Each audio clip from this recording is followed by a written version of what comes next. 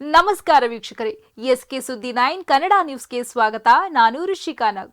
ಹಾಲಗೇರ ಗ್ರಾಮದ ಯಲ್ಲಮ್ಮನ ಜಾತ್ರೆಯಲ್ಲಿ ಭಂಡಾರ ಹಚ್ಚಿಕೊಳ್ಳಲು ನಿರಾಕರಿಸಿದ ಮುಸ್ಲಿಂ ವ್ಯಕ್ತಿ ಜೊತೆ ಬಜರಂಗ ದಳ ಕಾರ್ಯಕರ್ತರು ಅನುಚಿತ ವರ್ತನೆ ತೋರಿದ್ದಾರೆ.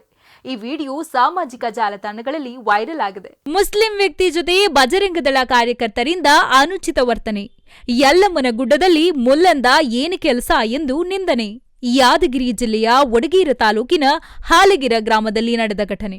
ಹಾಲಗೇರ ಗ್ರಾಮದ ಯಲ್ಲಮ್ಮನ ಜಾತ್ರೆಯಲ್ಲಿ ನಡೆದ ಘಟನೆ ವಿಡಿಯೋ ಸಾಮಾಜಿಕ ಜಾಲತಾಣಗಳಲ್ಲಿ ವೈರಲ್.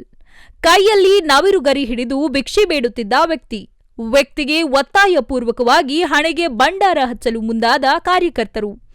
ಭಂಡಾರ ಹಚ್ಚಿಕೊಳ್ಳಲು ನಿರಾಕರಿಸಿದ ವ್ಯಕ್ತಿ, ಇದಕ್ಕೆ ಭಂಡಾರ ಹಚ್ಚಿಕೊಳ್ಳಲ್ಲ ಅಂದ್ರೆ ಇಲ್ಲೇಕೆ ಇರ್ತೀಯ, ಇಲ್ಲಿ ಕಂಡ್ರೆ ಒದೆಯುತ್ತೇವೆ ಎಂದು ಬೆದರಿಕೆ. ಭಂಡಾರ ಬೇಡ ಅಂದ್ರೆ ನಮ್ಮ ದೇವರ ಬಳಿ ಬಂದಿದ್ದೇಕೆ ಎಂದು ನಿಂದನೆ.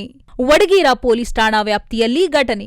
ಜಾಹೀರಾತಿಗಾಗಿ ಸಂಪರ್ಕಿಸಿ ಎಸ್ಕೆ ಸುದ್ದಿ 9 ಕನ್ನಡ. Mobile number 9611731561.